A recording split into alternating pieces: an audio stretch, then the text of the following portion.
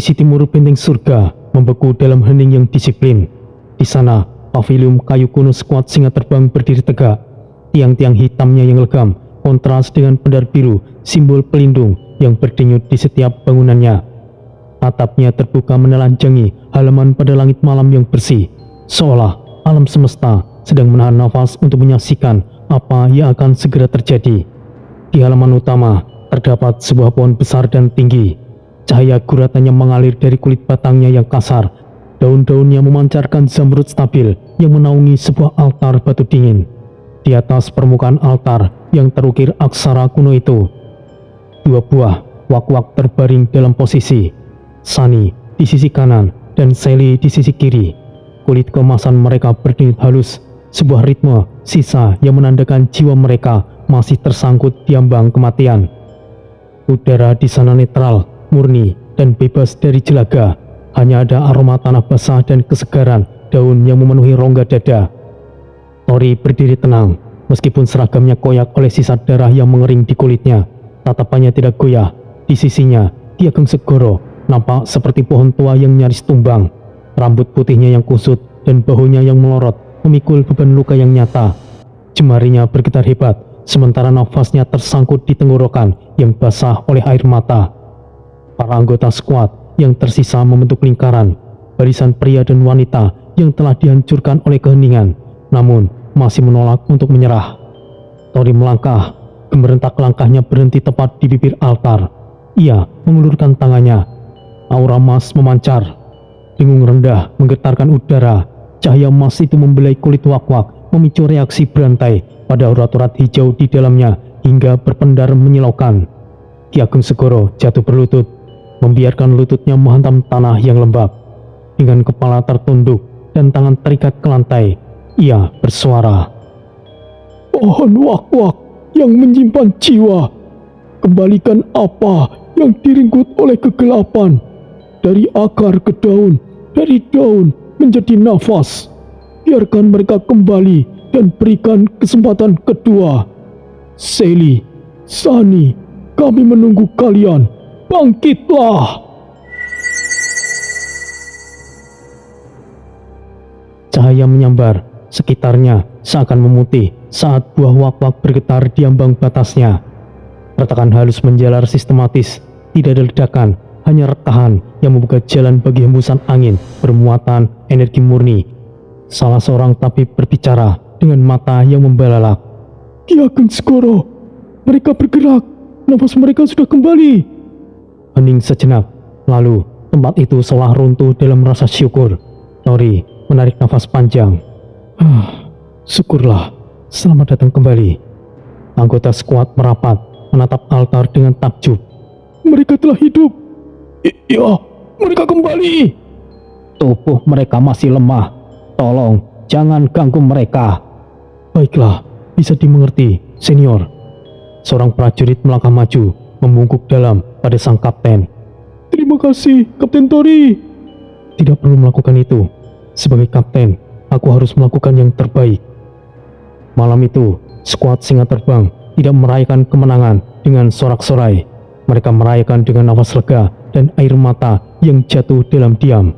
Di tengah kegelapan benteng surga, pavilion itu kini menjadi mercusuar harapan yang nyata. Di sudut lain benteng surga, kegembiraan adalah bahasa asing. Lorong sempit di sayap timur seolah mematikan cahaya.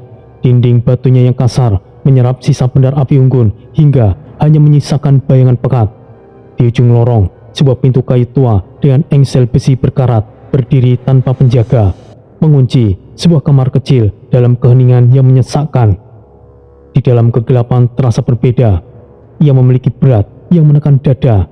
Jendela yang tertutup kain tebal berlapis hanya menyisakan celah sempit di bawah pintu.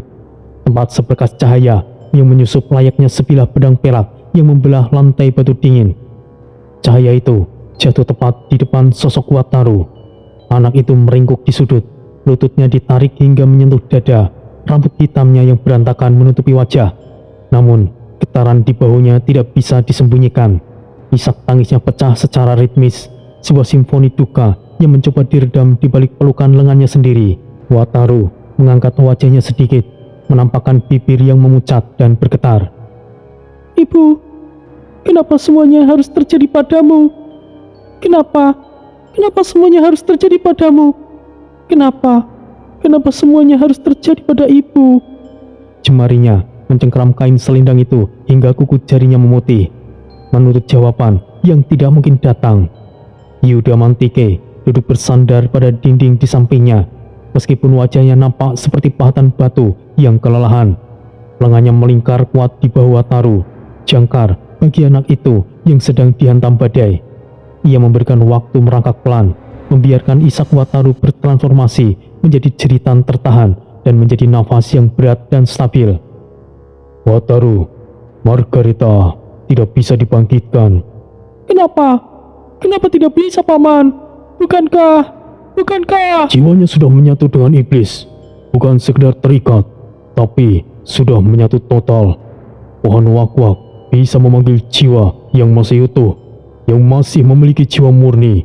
Tapi ibumu, ia sudah menjadi bagian dari sesuatu yang lebih gelap. Jika dipaksa untuk kembali, yang datang bukan lagi Margareta. Itu akan menjadi sesuatu yang lain, sesuatu yang sangat berbahaya. Apakah aku harus terima dia pergi begitu saja, Paman? Tidak, kau tidak harus terima begitu saja. Kau boleh marah, kau boleh membenci, tapi jangan biarkan kesedihan itu makanmu hidup-hidup. Ibumu pernah bercerita padaku, saat kau masih kecil, kau takut akan kegelapan. Ia pernah membawamu ke atap loteng, menunjukkan bintang-bintang. Apakah kau ingat itu, Wataru? Iya, dia selalu bilang, aku harus kuat, Paman. Sudah saatnya kau menunjukkannya, Wataru. Wataru mengangkat kepalanya sepenuhnya. Wajahnya masih memerah, namun ada kilat baru yang muncul di balik sisa air matanya. Baiklah, aku ingin mereka membayarnya, Paman, terutama Tang Yin. Aku tidak akan pernah melepaskannya. Jika begitu, kita akan membuat mereka membayarnya. Tidak ada apapun yang bisa menutup lubang kehilangan. Yang ada hanyalah waktu yang merangkak, kemarahan yang kini memiliki arah, dan sebuah janji yang terpahat di dalam gelap.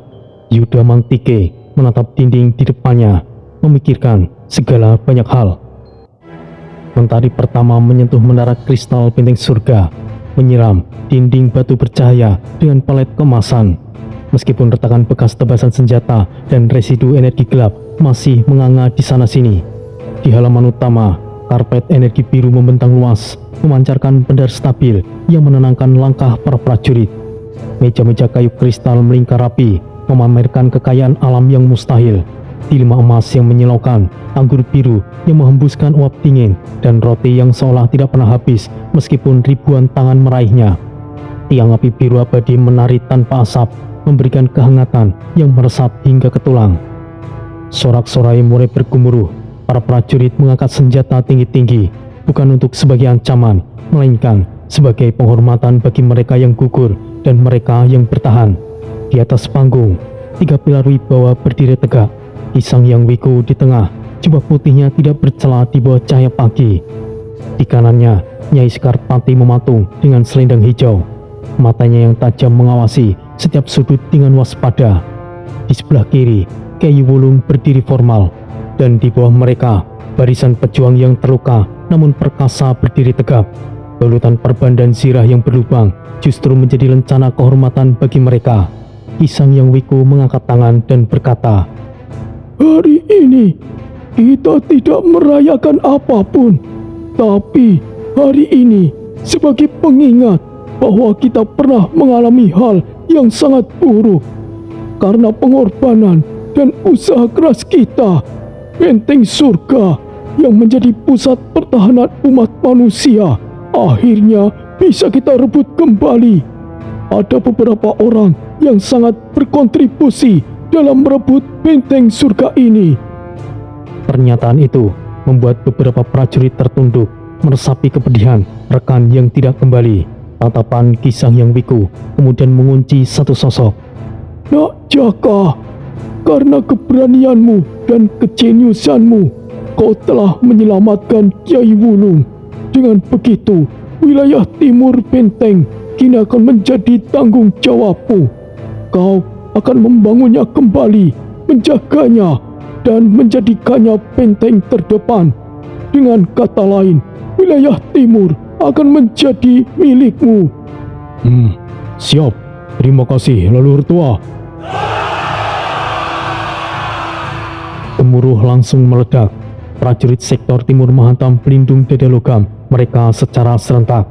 Ki Sangyang Wiku kembali menoleh ke sosok berikutnya. Nak Bon, kau juga tidaklah kalah besar peranmu dalam menyelamatkan Kiai Wulung. Dengan perisai kuatmu, kau mampu menjaga rekan-rekanmu dengan baik. Wilayah barat akan menjadi milikmu. Siap, terima kasih leluhur tua. Sekali lagi, di halaman itu diguncang oleh sorakan. Ki Sangyang Wiku melanjutkan. Nak Rio, aksimu memang tidak terlihat, tapi secara diam-diam kau menyebarkan pasukan maramu untuk berikan informasi yang akurat. Itu menjadi titik kemenangan kita. Satu lagi, jika bukan informasi darimu, mungkin kami tidak akan pernah tahu aksi Ki Bahu Reksa. Dengan ini, kau akan mengelola wilayah selatan. Wah, terima kasih leluhur tua. Sah, aku suka ini Rio. Hehehehe. Udara bergetar untuk ketiga kalinya. Kemudian, Ki Sangyang Wiku mengarahkan pandangannya ke tengah barisan, tepat pada Tori. Nak Tori, tidak perlu lagi dikatakan kontribusi apa yang kau miliki.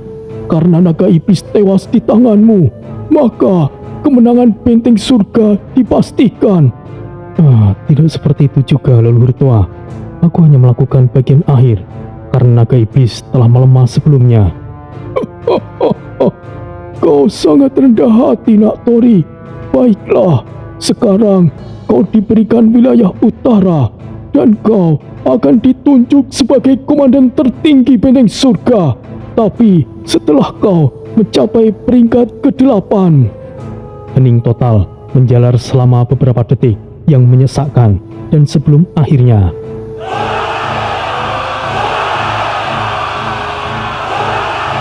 Tori!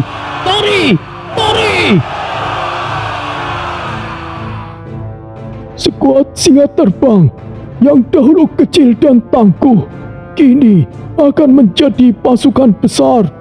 7 skuad di bawah benderanya, masing-masing dipimpin oleh kapten yang telah diuji. Jaka, Bon, dan Rio, kalian adalah kapten pertama dari 7 skuad. Buatlah nama dan pasukan kalian sendiri. Bangun pasukan ini, jadikan singa terbang benteng yang tidak tergoyahkan. Siap, leluhur. Malam itu menjadi malam kemenangan. Tawa menelan trauma, dan jamuan besar terus mengalir hingga fajar menyingsing. Benteng surga bukan lagi sekedar pertahanan, tapi telah menjadi rumah yang hidup kembali. Bara api di halaman utama telah mendingin, menyisakan debu kemerahan yang kian memudar di telan malam. Tori tidak mencari pujian. Ia meluncur pelan menembus kegelapan, menjauh dari hiruk-pikuk kemenangan. Langkahnya menelusuri jalur sempit di lereng belakang benteng, sebuah jalur rahasia di mana dinding kristalnya masih menyimpan luka pertempuran. Retakan dalam yang memantulkan cahaya bulan dengan muram. Mulut gua itu tersembunyi di balik tebing kristal yang menonjol, sempit, gelap, dan tidak mencolok. Namun, begitu ambang pintunya dilewati, hawa dingin yang padat langsung mencengkeram kulit. Di dalam, udara memiliki berat yang berbeda. Dinding gua berpendar oleh urat energi yang terus berdenyut, mengikuti irama jantung itu sendiri. Gema tetesan air menjadi satu-satunya musik mekanis di sana. Tori duduk bersila di tengah lingkaran batu alami yang permukaannya telah dipoles oleh waktu. Ia menarik punggungnya tegak, memejamkan mata, dan mulai menjinakkan badai energi di dalam dadanya. Kekuatan pohon semesta yang selama ini ia tekan agar tidak meledak di medan perang. Tori bergumam pelan, suaranya bergetar dalam dan dingin. Sudah beberapa waktu, aku merasakan lonjakan energi yang tidak wajar semenjak pohon semesta menyatu dengan jiwaku. Sepertinya Sudah saatnya aku naik tingkat. Di dalam kesadarannya, sebuah suara telepatis menggema, dingin dan meremehkan. Bocah, kenaikan tingkat sebenarnya tidak penting bagimu. Tapi sebagai formalitas, kau memang harus melakukannya. Karena di semesta ini, peringkat sama halnya seperti gelar. Tori tidak bergeming. Ia mengunci gerbang pikirannya, menenggelamkan diri dalam pusaran meridian. Hari pertama adalah keheningan. Hari kedua, aura di sekelilingnya mengental seperti tinta emas yang menggelap. Memasuki hari ketiga, gua itu bukan lagi sekedar ruangan, melainkan sebuah energi dengan Tori sebagai pusat gravitasinya. 2 bulan berlalu bagi dunia luar. Benteng surga telah bangkit kembali. Menara-menara pengawas berdiri tegak dan skuad singa terbang tumbuh menjadi legium yang disegani. Namun di dalam gua, waktu telah mati. Tubuh Tori kini dibungkus badai emas pekat. Percikan petir ungu menyambar di bahunya. Sisik naga emas muncul dan tenggelam di permukaan kulitnya seperti ombak cahaya. Tekanan energi begitu berat hingga batu-batu kecil di sekitarnya retak, tertindih beban yang tidak kasat mata. Di dalam lanskap spiritualnya, Tori berdiri di atas tanah yang terbuat dari lapisan sisik naga raksasa. Pohon semesta menjulang di depannya, menembus langit emas yang tidak bertepi. Di sana, Tori berdiri bersama 4 siluet naga leluhur yang mengerikan, api, es, petir, dan racun. Bocah, kau sudah hampir mencapai peringkat 8. Setelah ini, kau pasti akan menjadi sorotan lebih. Jangan terlena dan jadilah lebih kuat lagi, bocah. 4 sosok naga leluhur yang biasanya diam, kini mereka bersuara. Dan dengan kata lain, kau sudah layak melangkah ke benteng naga abadi. Tapi jangan harap ini mudah. Benteng itu bukanlah tempat yang mudah untuk dimasuki. Kekuatan adalah segalanya. Jalan penuh penderitaan, lautan kabut es yang membekukan jiwa, gunung petir yang menghancurkan segalanya, lembah racun yang meracuni pikiran, dan ujungnya benteng naga abadi sendiri. Dindingnya dari sisik naga itu sendiri tidak bisa ditembus oleh kekuatan biasa. Kau harus membuktikan bahwa kau bukanlah sekedar pembawa takdir, tapi pewaris naga sejati. Dan satu hal lagi, Ki Bahureksa tidak akan melupakan apa yang sudah terjadi. Benteng Tengkorak cukup dekat dengan wilayah benteng naga abadi. Ia pasti tahu kau akan ke sana. Dendamnya tidak akan sirna. Akan ada banyak kesempatan kau akan bertemu dengannya. Selalu berhati-hatilah. Kesulitan terbesar bukan di luar benteng, Master Tori, tapi di dalam benteng naga abadi itu sendiri. Leluhur naga tua tidak akan berbicara dengan seseorang yang tidak memiliki nilai. Sekalipun kau sudah ditunjuk sebagai salah satu komandan tertinggi di benteng surga, di benteng naga abadi itu bukanlah apa-apa. Kau harus membuat namamu sendiri tercatat di benteng naga abadi. Aku tidak akan mengabaikan resikonya. Aku akan tetap ke sana karena ini adalah kesempatanku. Akan selalu ada hambatan. Aku tidak akan terkejut akan hal itu. Aku sudah yakin aku akan pergi. Dari semua manusia yang ada, ketahuilah kau salah satu yang beruntung, bocah. Adanya kami di sini. Apa yang perlu kau takutkan? Ya, aku tahu itu. Maka dari itu, aku selalu siap, Troy. Petir emas menghantam langit-langit, sementara dinding gua membeku oleh kristal es yang rumit.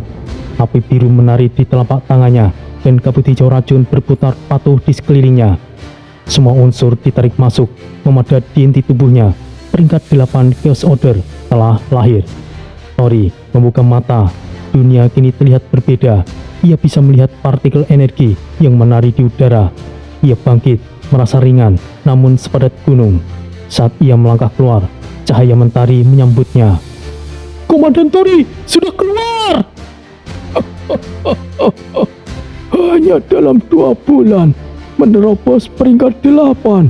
Sungguh keajaiban yang tidak pernah terjadi dalam sejarah panjang benteng ini. Semuanya ini hanyalah keberuntungan leluhur tua. Malam itu, di bawah sumpah podium kayu kristal, Tori dinobatkan, diapit oleh Jaka, Bon, dan Rio. ia menatap masa depan yang jauh lebih berbahaya. Sudah saatnya untuk memulai hari yang baru. Aura naga emas berdenyut, sebuah pernyataan perang sekaligus janji perlindungan yang menandai dimulainya babak baru dalam sejarah semesta. Puncak menara tertinggi benteng surga adalah sebuah anomali. Di sana, dunia seolah berhenti berputar. Tori melangkah menelusuri lorong dinding kristal yang murni memerangkap cahaya bintang, menciptakan ilusi malam abadi meskipun fajar masih bertahta di luar. Tidak ada pintu fisik, hanya lengkungan cahaya yang berdengung halus dengan frekuensi yang tinggi. Saraf telinga Tori bergetar saat ia melewati tirai energi tersebut, sebelum akhirnya disambut oleh keheningan mutlak di jantung ruangan. Di sana, 3 sosok leluhur tua sudah menunggu dalam formasi melingkar. Kisang Yang Wiku duduk menghadap pintu, jubah putihnya jatuh sempurna seperti salju yang tenang. Di kanannya, Nyai Skarpati mematung dengan selendang hijau yang terlipat presisi. Di kirinya, Kiai Wulung condong ke depan, mata kuning tuanya yang tajam sudah menguji sosok Tori bahkan sebelum pemuda itu berhenti melangkah. Tori berdiri di ambang lingkaran. Aura peringkat 8 Chaos Order miliknya terasa seperti samudra yang tenang namun dalam, stabil, padat dan sepenuhnya patuh di bawah kendalinya. Tori masuk dan duduk bersila, mata yang menatap mereka satu persatu dengan keyakinan yang tidak tergoyahkan. Para leluhur tua sekalian, aku harus pergi ke benteng naga abadi. Aku harus menemui leluhur naga tua.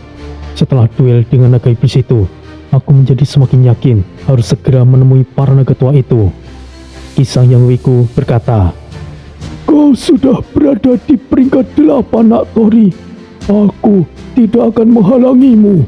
Kau sudah cukup kuat untuk pergi kemanapun yang kau mau. Nyai Skarpati menggeser posisi duduknya. Gesekan halus selendang hijaunya memecah kesunyian.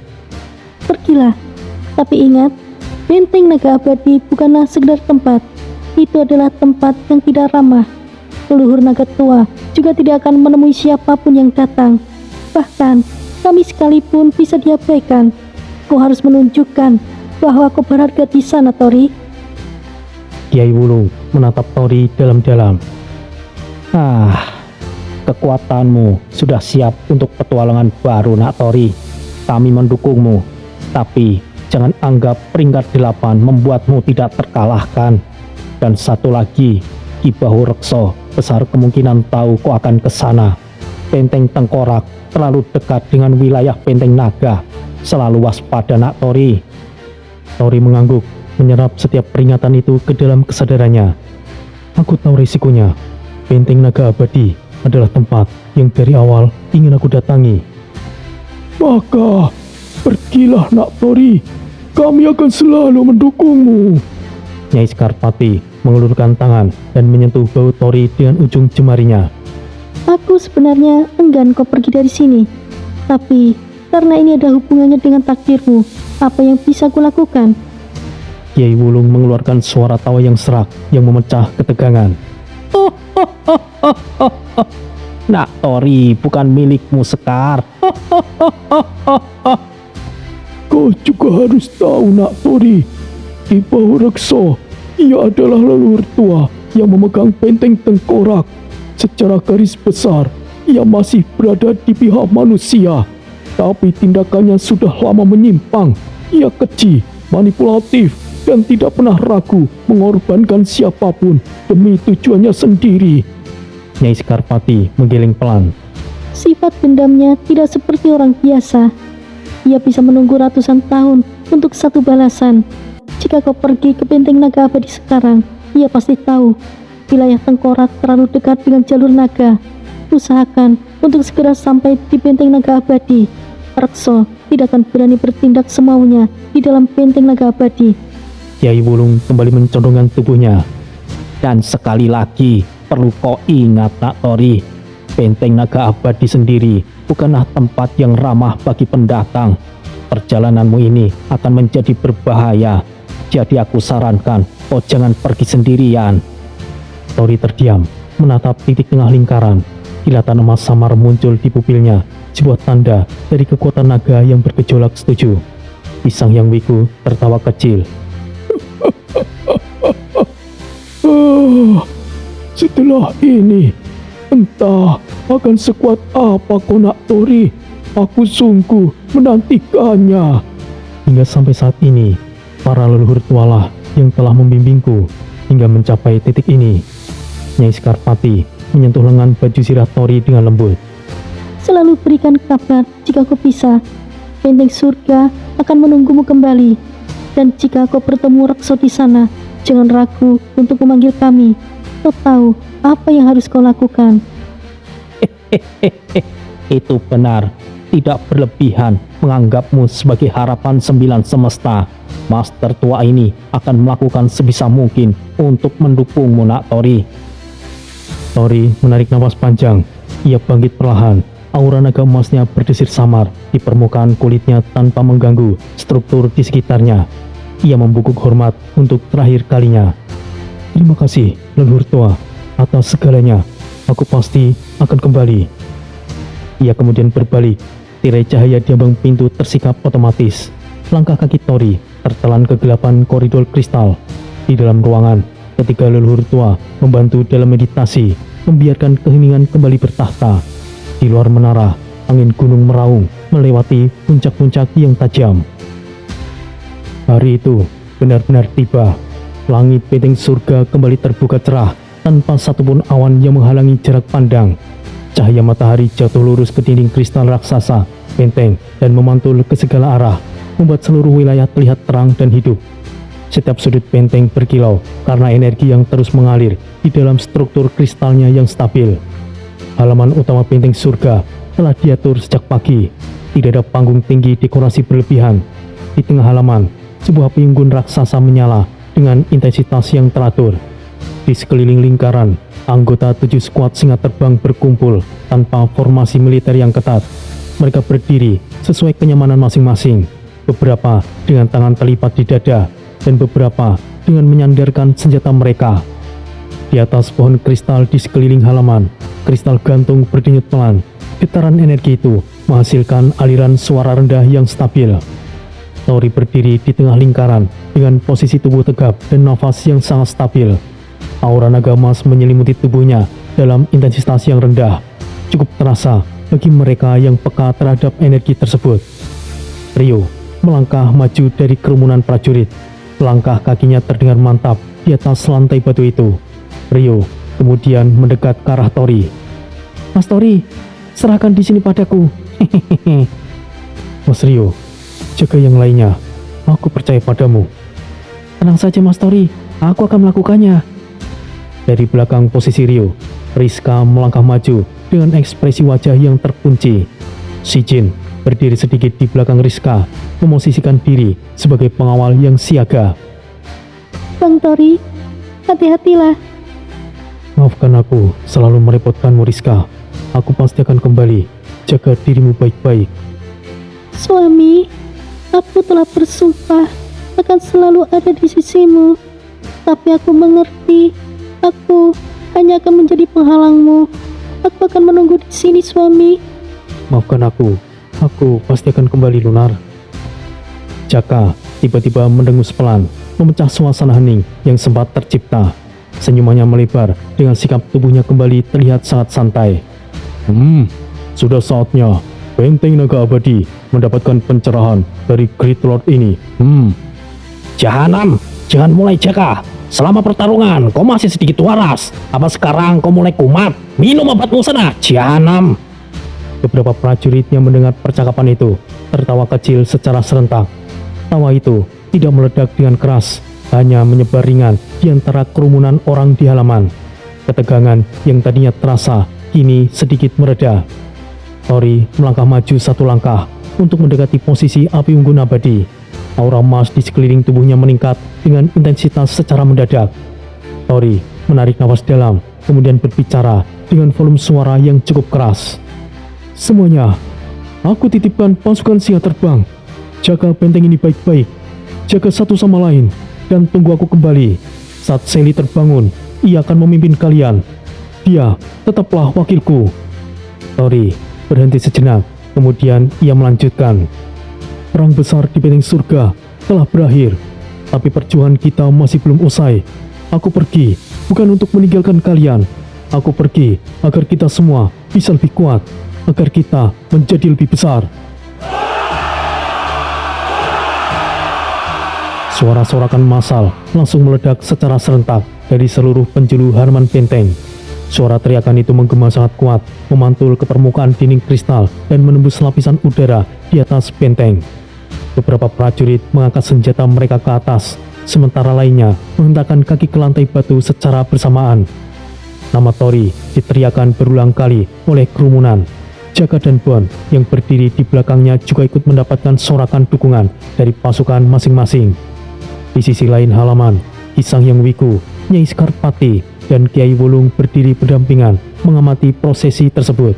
Tidak satupun dari ketiga leluhur itu mengeluarkan suara ketika Tori menolehkan pandangannya ke arah mereka. Ketiganya memberikan anggukan kepala secara bersamaan dengan tatapan mata yang tegas dan tenang. Di depan lingkaran batu, udara mulai bergetar dengan frekuensi tinggi. Energi di sekitarnya berkumpul membentuk pola melingkar yang kompleks. Cahaya berwarna emas kebiruan muncul perlahan, berputar dengan kecepatan yang stabil di satu titik. Kemudian, Tori melangkah maju menuju portal tersebut tanpa ada keraguan dalam gerakannya. Jaka dan Bon segera mengikuti langkahnya dari belakang dengan posisi siaga. Tepat sebelum benar-benar masuk ke dalam pusaran energi, Jaka menghentikan langkahnya sebentar, kemudian berbalik menghadap ke arah kerumunan. Selamat tinggal semuanya. Great Lord ini akan selalu merindukan kalian. Jahanam, tutup mulutmu dan segera jalan. Suara tawa kecil kembali terdengar dari kerumunan prajurit untuk yang terakhir kalinya. Di sisi lain halaman yang tersembunyi, Wataru tidak terlihat berada di antara kerumunan orang banyak. Ia sedang berada di dalam bangunan utama benteng, duduk seorang diri dengan posisi kepala tertunduk dalam. Yuda Mantike berdiri tidak jauh dari posisi Wataru untuk memastikan bahwa Wataru tetap dalam kondisi tenang dan tidak kehilangan kendali atas emosinya. Keduanya memutuskan untuk tidak datang mengantar secara langsung, sebuah keputusan yang dipahami sepenuhnya oleh Tori dan rekan lainnya. Cupid juga tidak menampakkan diri di halaman. Sejak kejadian besar sebelumnya, keberadaannya sama sekali tidak pernah diketahui oleh penghuni benteng lainnya. Sementara itu, Sinta dan lainnya termasuk Ratu Lilith saat ini berada di dalam dimensi buku jiwa milik Tori. Sinta dan Lilith memiliki wilayah kekuasaan masing-masing yang terpisah. Mereka tidak menempati satu ruang yang sama secara langsung. Namun, ketegangan di antara keduanya telah mereda secara signifikan. Keduanya memilih untuk tetap diam dan fokus menjaga stabilitas keseimbangan energi di dalam buku jiwa tersebut. Sementara itu, Tori, Bon, dan Jaka secara bersamaan melangkah masuk ke dalam portal. Benteng surga berdiri tegak dan tenang di bawah kondisi langit yang mulai menggelap. Cahaya matahari perlahan-lahan berganti dengan pancaran cahaya dari ribuan bintang di angkasa. Perang besar di wilayah itu memang telah berakhir secara resmi. Namun, perjalanan baru bagi Tori, Jaka, dan Bon menuju wilayah benteng naga abadi baru saja dimulai pada detik itu. Di langit malam yang kini sudah gelap sepenuhnya, bintang-bintang nampak bersinar lebih terang dari biasanya, seolah-olah sedang menyaksikan perpindahan kekuatan tersebut dan menunggu peristiwa besar apa yang akan terjadi selanjutnya di lembah para naga. Portal emas kebiruan itu mencapai titik jenuh. Tanpa peringatan, energinya meledak. Tori, Jaka, dan Bon menghantam tanah lembab dengan tekanan tinggi. Sepatu mereka ambles ke dalam tanah, menciptakan kawah retak yang mengepulkan uap. Udara merontokkan dedaunan dari pohon-pohon raksasa sebelum portal itu menciut dan runtuh ke intinya. Hening seketika, hanya riak liar dari genangan lumpur yang tersisa. Tori berdiri di garis depan, nafasnya pendek dan teratur. Di dalam tubuhnya, energi Chaos Order peringkat 8 menderu di jalur meridian, mengubah mata emasnya menjadi sensor yang tajam. Ia melihat aliran hijau gelap melompat antara dahan.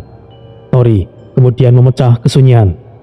Kita sudah keluar dari wilayah benteng surga. Dari sini, kita harus berhati-hati. Bon, Jaka. Jaka berdiri di sisi kanan, menyilangkan tangan dengan santai. Ini tempat apa? seperti hutan biasa pada umumnya, tapi aku merasakan ada yang aneh. Jahanam, aku tidak suka suasana seperti ini. Aku merasa diawasi di mana-mana. Tiba-tiba, kabut di depan mereka terbelah secara vertikal. Tanpa suara langkah, 3 sosok raksasa muncul. Itu adalah kuda spiritual. Makhluk itu setinggi 2 meter dengan otot yang padat.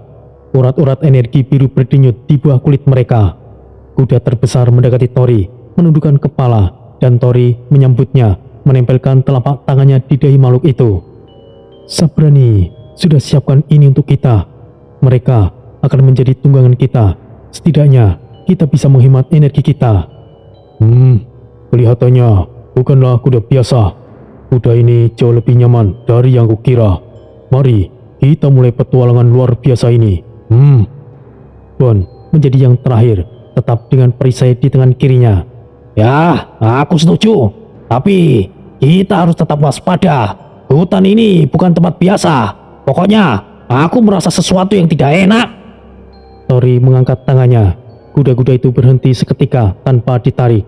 50 meter ke depan, sebuah hantaman energi menghantam dada mereka, berat dan menyesakkan. Namun, hanya bertahan 3 detik sebelum lenyap di telan kesunyian. Tidak ada ledakan, tidak ada pohon tumbang, hanya peringatan bisu bahwa wilayah itu tidak menginginkan mereka. Begitu mereka melewati gerbang alami pohon bersisik, dunia seakan terbalik. Kanopi raksasa di atas mereka menutup rapat, menelan sisa cahaya langit dan menyisakan remang abu-abu keunguan yang menyesakkan dada. Kabut putih merayap naik dari pori-pori tanah, menelan jarak pandang hingga hanya menyisakan jangkauan 5 meter. Di balik tebalnya kabut, terdengar desis ganjil yang bergetar secara tidak wajar. Tori merasakan getaran di pusat meridiannya. Aura naga emas di dalam dadanya bergejolak. Tanpa peringatan, realita di depannya retak. Kabut hutan menghilang, digantikan oleh proyeksi benteng surga yang luluh lantak. Api membubung, raungan naga iblis menggetarkan tulang, dan sebuah cakar gelap meluncur ke dadanya.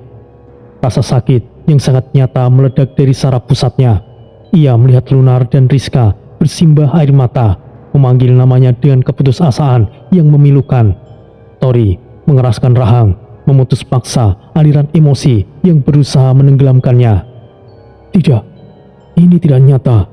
Ini hanya ilusi. Tori memacu energi emas dengan cahaya emas murni menyelimuti kulitnya, menghangatkan sistem sarafnya yang sempat membeku. Namun, di sisi lain, Jaka mulai kehilangan kendali. Tubuhnya bergetar di atas pelana, nafasnya pendek, memburu oksigen yang terasa hilang. Di matanya, tanah hutan berubah menjadi lautan jasad kawan-kawannya. Ia berdiri di tengah genangan darah, memegang keris yang bergetar hebat oleh rasa bersalah.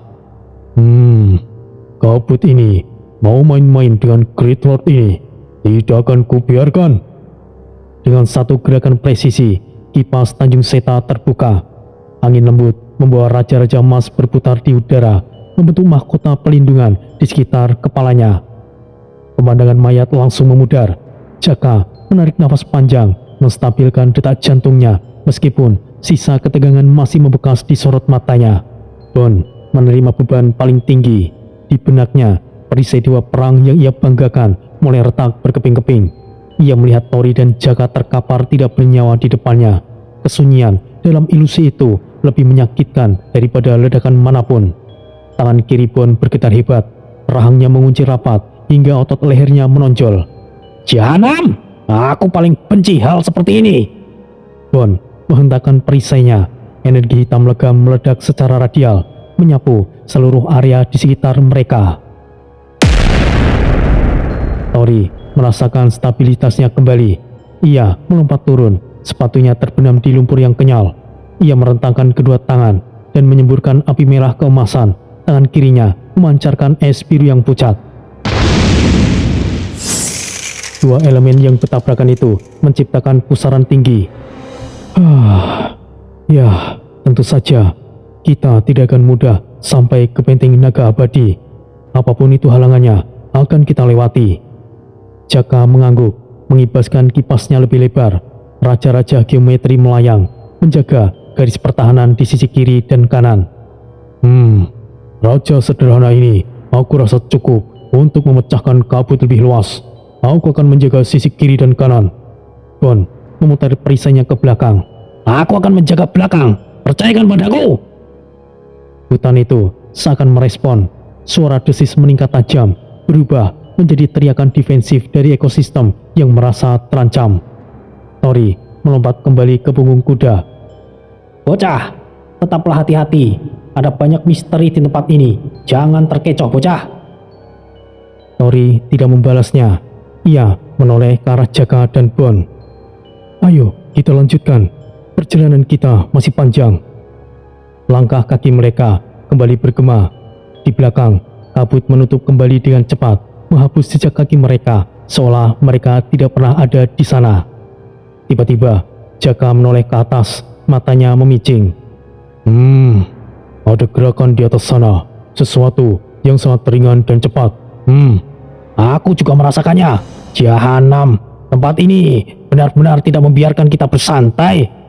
Kita akan melewati area bebatuan di depan. Jaka, siapkan Raja Pelindung. Abon, bersiaplah jika ada serangan dadakan. Jaka langsung bergerak cepat. Kipasnya menari, menyelimuti kaki-kaki kuda dengan pendaran emas.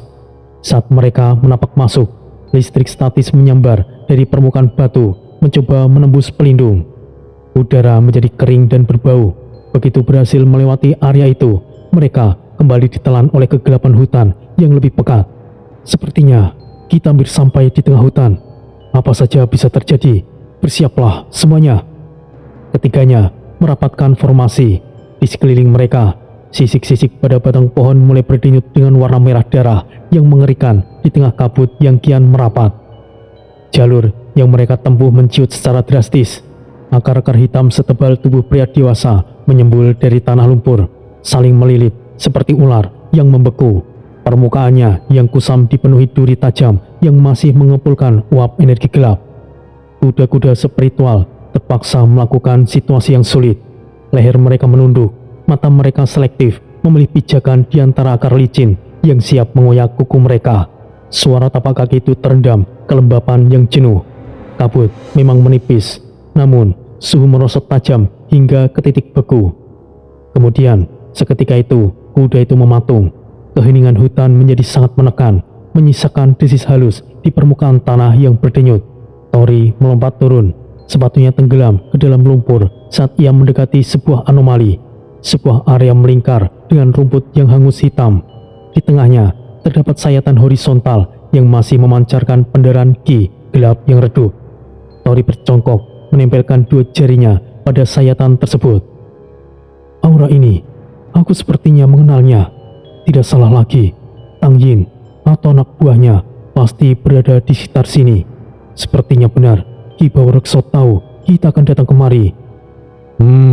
Pintar juga mereka. Jejak ini masih segar. Mungkin baru beberapa jam yang lalu. Aku bisa melihat ini jebakan yang halus. Kalau kita ikuti arah ini, kita bisa ke arah yang salah. Mereka ingin kita masuk ke wilayah yang berbahaya. Tori menatap jalur terbuka di depan mereka. Secara visual, jalur itu nampak mudah. Namun, sensor energinya menangkap densitas tekanan yang mematikan di sana. Jahanam, laki-laki Tang Yin. Benar-benar susah sekali matinya orang itu.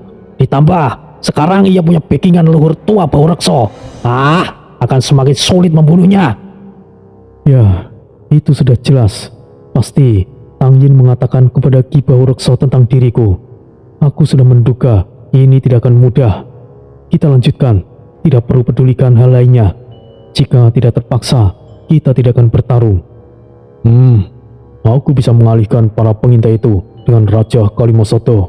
Jika mereka ingin menjebak kita, maka kita akan jebak balik. Biarlah jika mereka kemari, akan aku buat gepeng mereka semuanya. Jahanam.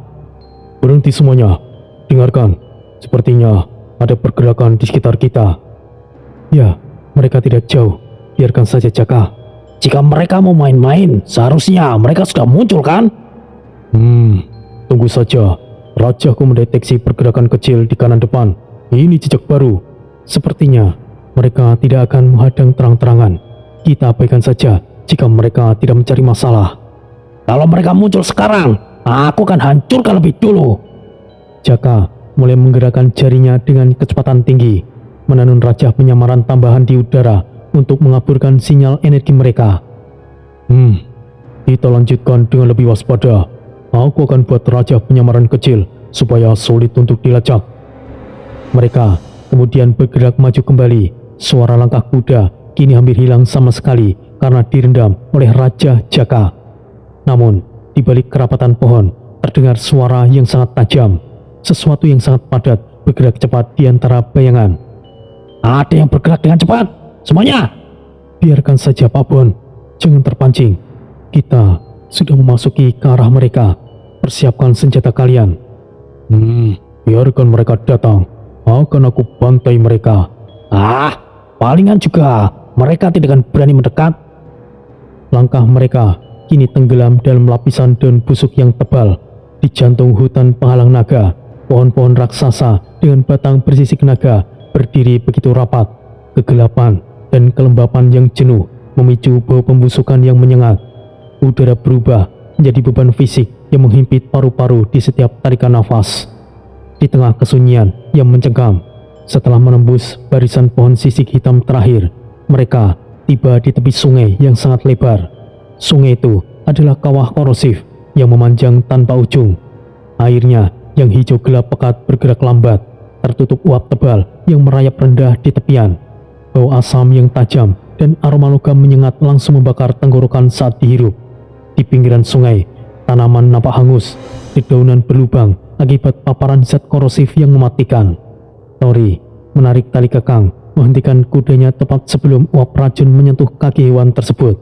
Kuda itu meringkih gelisah, menarik kakinya mundur. Aura naga emas Tori segera berdenyut, membentuk kubah transparan yang memblokir kabut asam. Ia melompat turun, sepatunya memicu asap putih yang tipis dan menyentuh tanah yang terkontaminasi uap panas. Ini tidak bisa dilewati dengan mudah. Harusnya tidak beraturan.